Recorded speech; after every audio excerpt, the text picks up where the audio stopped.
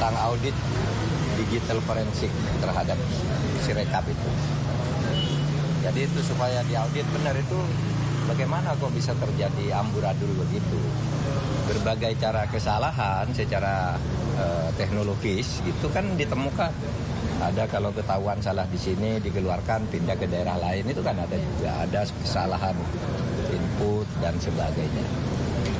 Nah itu sebabnya lalu menimbulkan kecurigaan. Oleh sebab itu perlu diadakan audit digital forensik terhadap Sirekap dan sistem data server KPU-nya sekalian.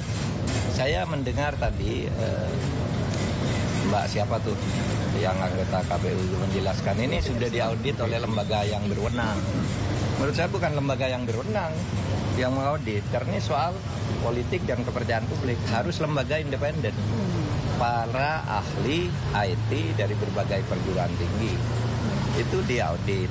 Dan apa betul itu kontraknya dengan Alibaba, dengan sistem distribusi datanya lewat Cina, Singapura, dan mana Perancis lagi. Itu kan harus diaudit.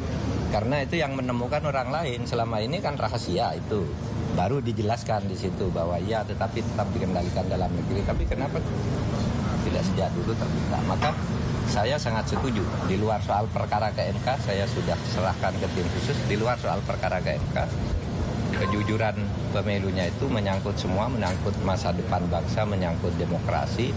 Itu audit digital forensik supaya dilakukan.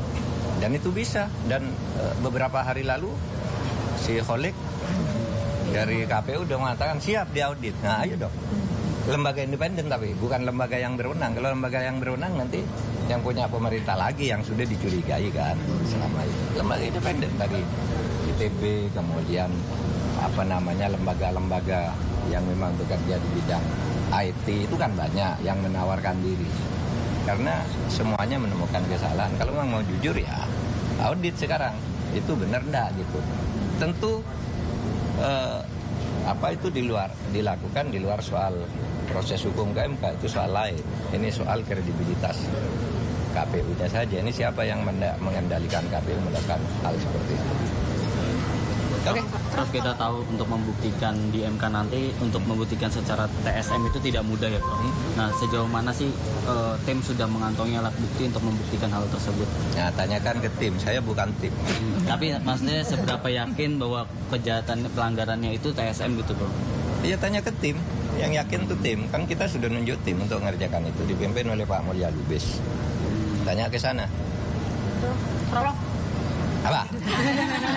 Ada informasi Pak Hadi akan menggantikan Prof Mahfud sebagai Menko Polhukam dan akan melantik Pak Jokowi. Apakah sudah mendengar hal itu, Prof? Saya mendengar, baca dari berita-berita Anda ini. Sudah terberitakan. Ya, tidak apa-apa. Tapi kalau melihat Pak Hadi sendiri untuk mengisi kursi Menko Polhukam, Prof melihat seperti apa? Boleh juga. Saya kenal baik sama dia, orangnya baik. Soal pertemuan Presiden Jokowi dengan Surya Paloh. dari sisi hukumnya seperti apa? Soalnya katanya Jokowi bilang sebagai jembatan seluruhnya gitu. Kalau ada perpecahan atau gimana sih Prof? Kok harus dijembatani sama Pak Jokowi? Iya. Anda tahu kan kemarin saya sudah bilang itu yang tahu Pak Jokowi dan Pak Surya Paloh. Kalau saya kan tidak bisa menduga-duga. Semua bisa terjadi ke depan ini. Namanya politik juga, dinamikanya akan tinggi. Belum lagi kita melihat gerakan Pak Prabowo itu nanti bisa menjadi fenomena sendiri. Yang Pak Jokowi dengan yang lain fenomena sendiri. Itu ya biasa politik. Yang penting nomor satu negara ini selamat. Itu satu. NKRI tetap menjadi rumah kita. Ya. NKRI sebagai bentuk negara ya.